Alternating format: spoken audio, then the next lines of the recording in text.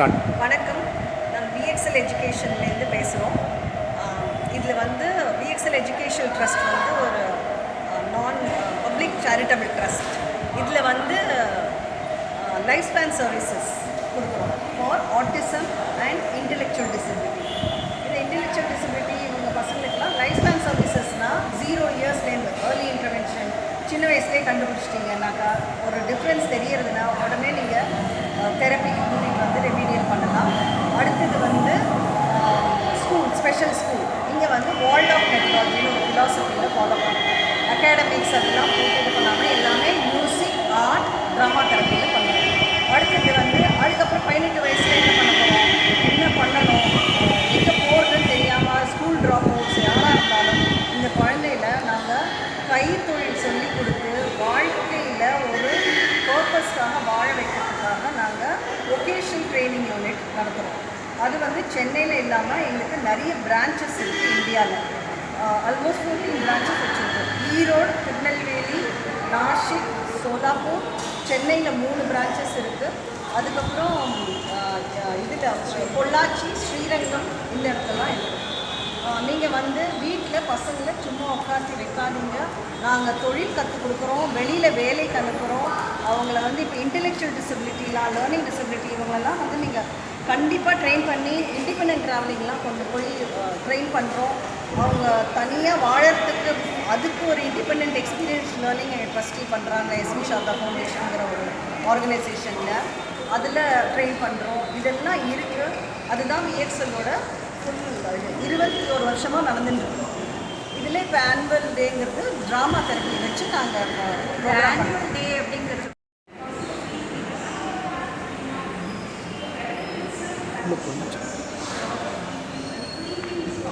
என் பேர் சாருமதி. நான் வந்து வொகேஷனல் கோஆர்டினேட்டராக இருக்கேன் விஎக்ஸ்எல் எஜுகேஷன் ட்ரஸ்ட்டில். இங்கே வந்து இப்போ வொகேஷனல் ட்ரைனிங்கில் வந்து என்னென்னா ஒரு 18 வயசுக்கு மேலே 17-18 வயசு மேலே பசங்க இருக்காங்கன்னாக்கா ஆட்டிசமோ இல்லை இது இன்டெலெக்சுவல் டிசபிலிட்டி இவங்களை எல்லாரையுமே ஸ்கூல் ட்ராப் அவுட்ஸ் எதுவாக இருந்தாலும் நாங்கள் கூட்டிகிட்டு வந்து வீட்லேயே வச்சுருக்கிற பையனாக இருந்தாங்க. ஒரு எக்ஸாம்பிளுக்கு சொல்கிறேன்.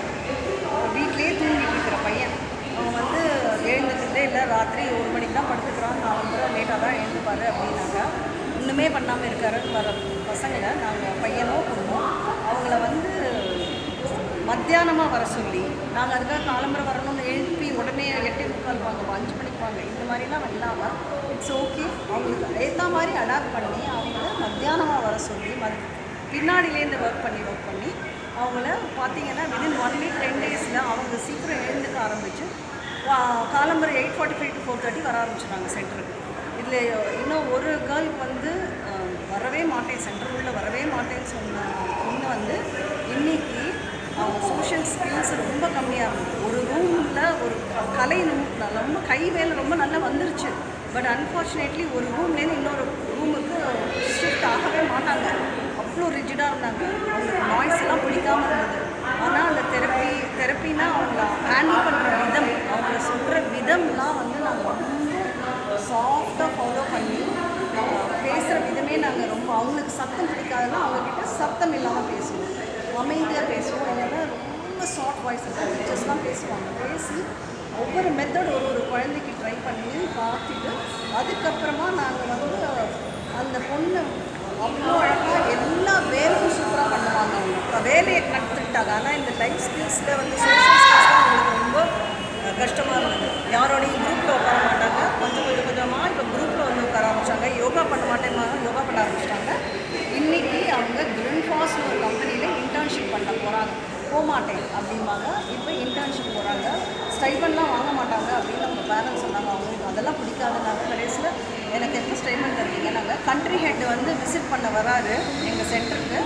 நேராக வந்து சார் எனக்கு எப்போ வேலை தருவீங்க அப்படின்னு கேட்குற அளவுக்கு அவங்க சோஷியல் ஸ்கில்ஸ் இம்ப்ரூவ் ஆச்சு. அந்த அளவுக்கு எல்லாருமே டீச்சர்ஸோட எஃபோர்ட் அண்ட் ப்ரோக்ராம் விஎக்ஸ்எல்லோட full program the way we intention way we handle the training இப்போ பசங்களால் பேச வராது. நாடகத்துக்கு வந்து நடிக்கக்கூடிய ஆற்றல் கிடையாது. ஆனால் இந்த டான்ஸ், மியூசிக் இதை வச்சு அவங்க மூவ்மெண்ட் கொடுத்து எப்படி அவங்களுடைய ஆற்றல்கள் எல்லாம் கொண்டாடுறோம் அப்படிங்கிறது தான் இந்த காதம்பரியோடைய பணி. இது வரும்போது அவங்களுக்கு எந்த காதம்பரியோட வரக்கூடிய நிகழ்ச்சிகளில் அவங்க பங்கேற்றதுனால அவங்களுக்கு என்ன ஒரு முன்னேற்றம் வருதுன்னு சொல்லி நம்மளுக்கு வாயால சொல்லி இதே முடியாது. இந்த மாதிரி ஒரு அட்வான்டேஜ் இருக்கிறத எல்லாரும் உணரணும், எல்லாரும் அனுபவிக்கணும் அப்படிங்கிற மெசேஜ் தான் நாங்கள் மக்களுக்கு கொண்டு போய் சேர்க்க விரும்புகிறோம். ஸ்பெஷல் எஜுகேஷன் அப்படிங்கிறது ரொம்ப. என்னோட பேர் Lavanya.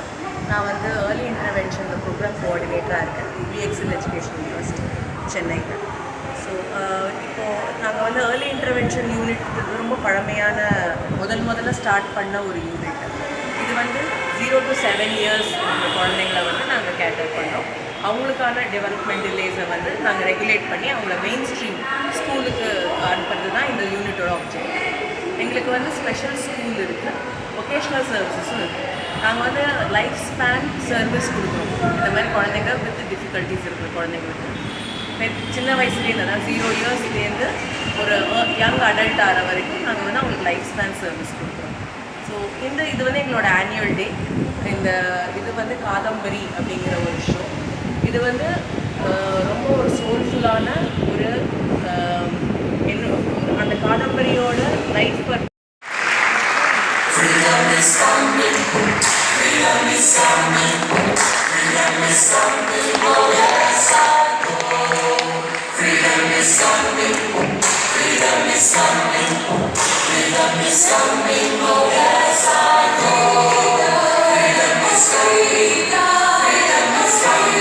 What do you mean, Kadu? I have to leave the forest, Appa. I have to go. Where are you going? Kadambari closed her eyes and knelt down. She knew the path ahead would be bumpy and rough, and she did not know where she was going. But her heart pulled her into the world, which was full of pain and anger. She knew